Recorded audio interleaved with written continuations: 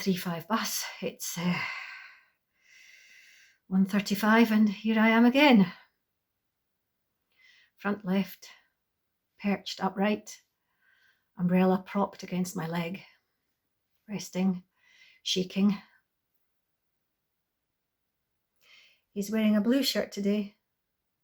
Looks awfully handsome. Does he know his collar's skewiff at the back?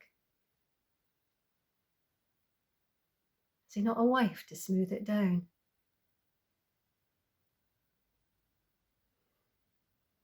Has he noticed that I'm here again? Does he wonder where I'm going? Oh, I hope not. He must think me a awful fool or silly schoolgirl. Yet how I long for him to notice me.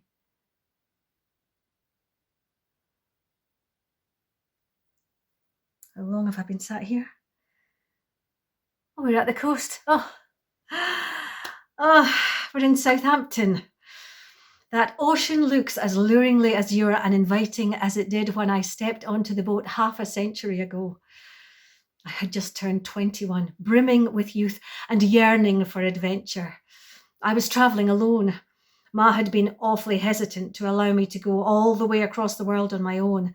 It wasn't the done thing for young women back then, you see. But after much convincing and pleading on my part, she had finally relented. I stepped onto the boat, inhaling the salt air and watching in delight as the gulls dipped and looped a dance of freedom above. My hair was long and golden, and I felt my very soul soaring as the conductor announced, "Australia bound, ladies and gentlemen." I had stood on the deck of the ship and watched as land became more and more distant until England was just a green blur bobbing along in the vastness of the ocean current.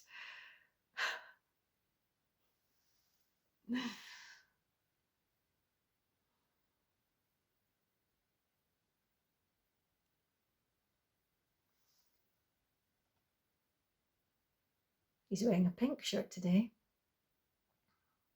And he's had a haircut, well, a trim of these tufts that are clinging on for dear life. I can read the back of his head like a map. I could close my eyes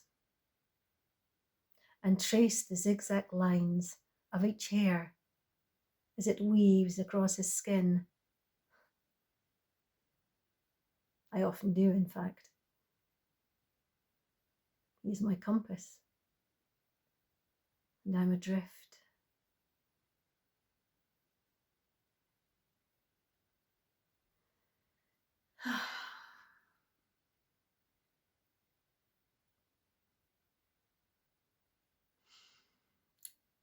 Oh.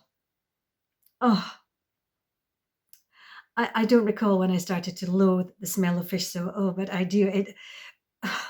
It clings onto you. It seeps into every pore, into the very fibre of your clothing. It's the stench of death, I used to tell Bill as he rolled his eyes. I once sat with Bill, our long, tanned legs swinging over the side of the pier. The air was thick with the scent of oysters and scallop, and it tingled with potential. "Look at those corals, Dot," he had said, pointing to the rocks on the shoreline as the waves gently lapped.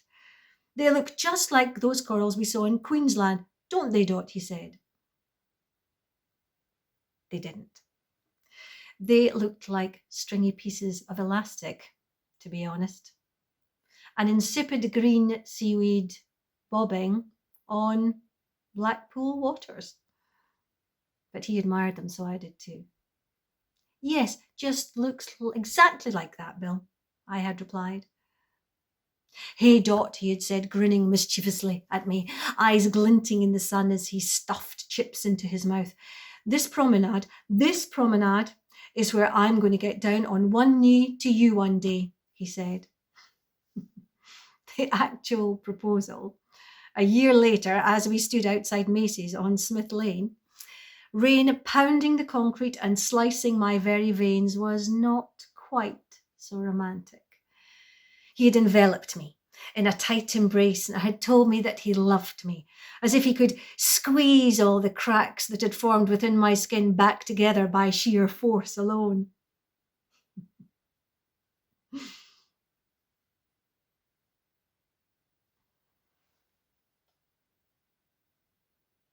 Wednesday. He's wearing a tie today.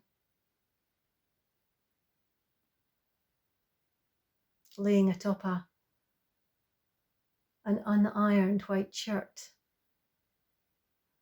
I'd like to give that a quick iron. Is he going somewhere smart after work today?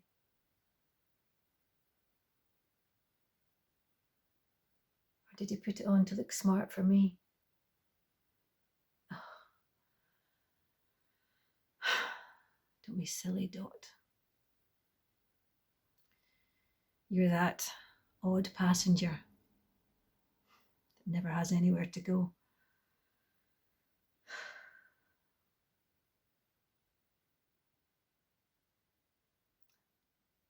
Oh, oh, oh, how wonderful. Majestic oaks. Oh, so tall they wouldn't be out of place in a Cyclops land. Oh gosh, those children are up awful high. Where are their parents? Oh, that little girl up there. She reminds me of just how our Liza used to be. She has the same gorgeous brown ringlets. I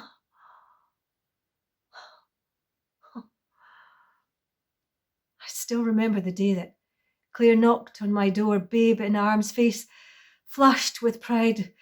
Look, Dot, isn't she beautiful? She had said. I've named her Elizabeth, after Ma.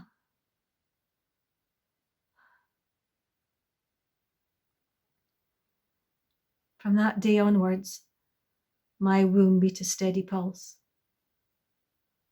a cruel, echoing pulse, ringing deafeningly in my ears. Every beat a reminder of what could not be. Bill told me that it didn't matter, that we'd pour all of our love into little Eliza.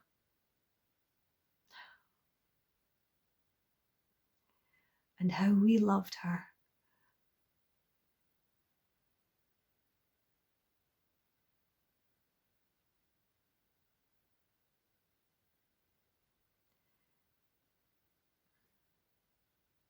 My house is empty,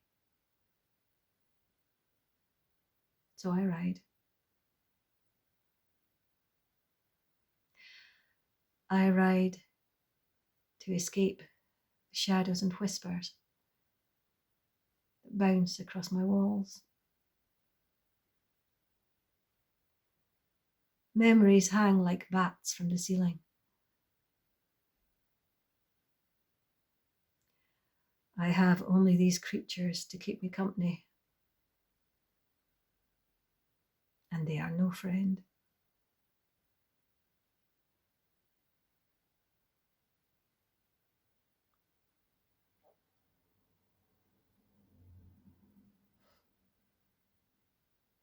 It doesn't hurt that he's awfully handsome,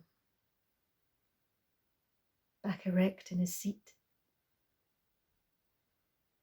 large bare paws gripping his steering wheel, his gruff voice saying, "Hello again, Dot," with a wink as I embark on our journey.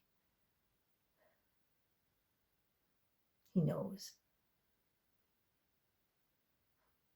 Of course he knows. We ride, two strangers in an unfamiliar land, whirring through places that we don't know and are not our own, landscapes that belong to strangers. We pass through roads which hold other people's memories, which contain other people's friends and loved ones. Roads where infants have entered into the world with a start, and young couples have started their life anew. Roads where roses grew and poppies bloomed, and frailty reigned as loved ones passed.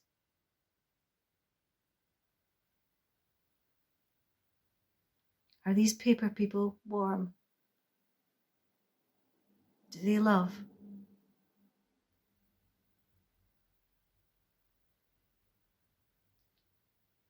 Is his house cold too?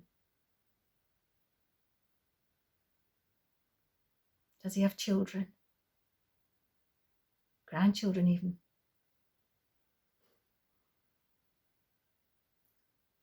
I bet he would make a wonderful grandfather.